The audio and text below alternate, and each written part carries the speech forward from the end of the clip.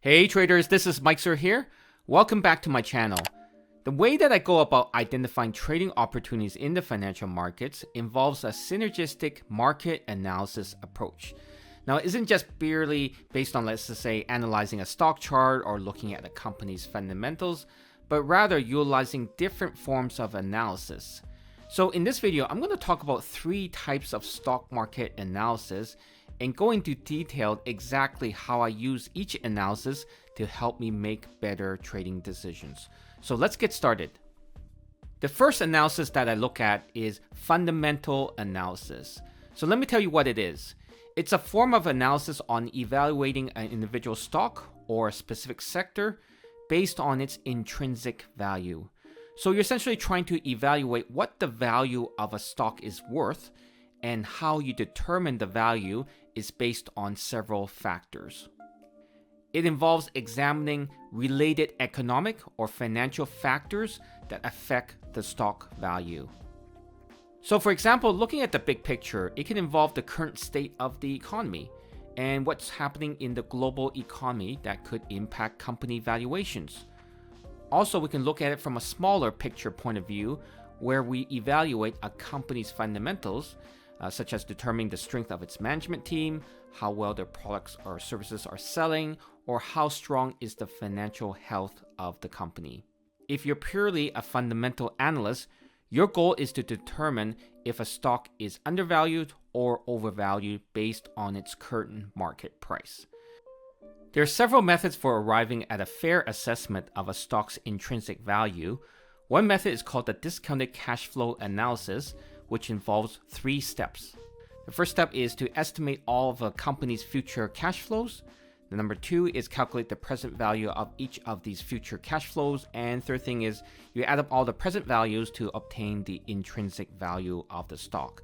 Now, the calculations are quite complex, so for those who are interested in doing the calculations, just search for DCF analysis method. So next is what you want to do is you want to compare it to what the stock market is currently valuing the company at. So you can calculate this by determining the total number of shares in the company, and then you just need to multiply it by the current market price. So essentially, if the company's valuation is worth more than what the market values it at, then you look to buy the stock. And if the company's valuation is not worth as much compared to what the market values it at, then you look to sell or short the stock. Next, let's talk about the type of analysis where we analyze charts, and this is called technical analysis. Now, technical analysis is a form of analysis based on evaluating a stock by its price. So instead of evaluating a stock based on what it's worth, we're basing it purely on the price movements of the stock, and then determine whether the stock is going up or the price is going down. And technical analysis involves studying historical chart patterns and the trend of a stock to try to predict future price movements. Also, technical analysis involves utilizing technical indicators to help you determine when might be a good time to buy or sell a stock.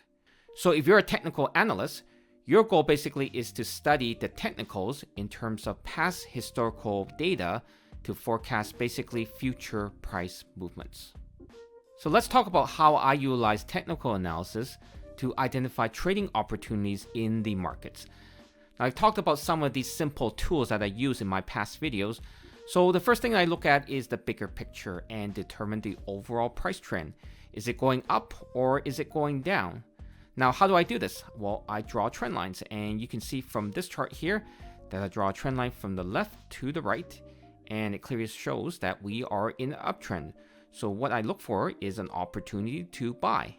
Now, once you've decided or determined the price trend, the next technical tools that you use are technical indicators.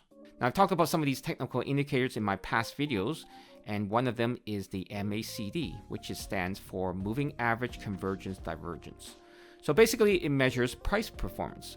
So whether the price momentum is moving up or down, all we're trying to do as traders is to try to capture the momentum. So if we're looking to buy, we want to make sure that it's on an upward momentum. If we're looking to short the market, we're looking for a downward momentum. Also, technical analysis involves looking for repeatable patterns or looking at support resistance levels that help us determine the best time and price to enter into a trade. So basically, once you understand the fundamentals of a stock and you determine that the stock is, let's just say, undervalued, you're basically going to utilize technical analysis to determine what is the best time and price to get in. Before I talk about the next type of stock market analysis, please take a moment to like this video. I would really appreciate your support. Now, I want to talk to you about another form of analysis that isn't technical or fundamental, but it's analysis that compares two or more different markets or asset classes with each other. And this form of analysis is called intermarket analysis. And it's a form of analysis of more than one related market or asset class. So basically, instead of determining the value or the price performance of an individual stock or sector, it compares an asset class against another to give you an idea of the health of the financial markets. In addition, intermarket analysis involves looking at several strongly correlated markets or asset classes and how they perform relative to each other. So for example, intermarket analysis looks to see if there is a correlation between asset classes, such as stocks, commodities, or bonds. And just by seeing if there is a correlation, you can interpret which asset class could be a better trading opportunity. Now, if you're an intermarket analyst, your goal would be to analyze the US markets by studying the performance of bonds, commodities, and the US dollar. So let's talk about how we utilize intermarket analysis to identify trading opportunities in the markets. Now, one intermarket analysis example that I talked about in my previous videos is the correlation between stock market prices and interest rates. So the general thesis is if interest rates rise, then it basically makes borrowing money more expensive, which in turn affects how consumers and businesses spend their money. Then this will result in increasing expenses for companies, thus lowering company earnings and make it less attractive for potential investors. Here you can see the correlation on this chart. The red line is the interest rates and the blue line is the S&P 500 stock market index.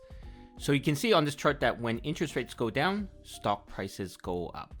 But it's not obviously necessarily always the case. Usually when there's no correlation, there are other external factors at play.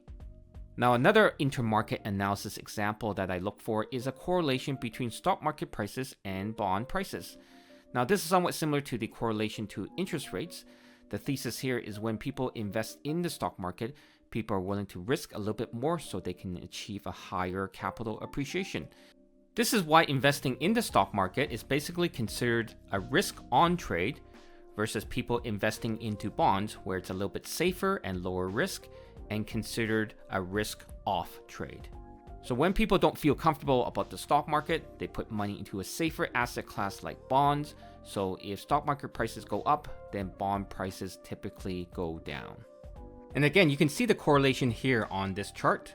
The red line is the S&P 500 stock market index, and the bonds are the 10-year note price in blue. And you can see that they move inversely to each other. Now, there's lots of correlations in the financial markets, and intermarket analysis allows you to determine the strength of one market or asset class by looking at another.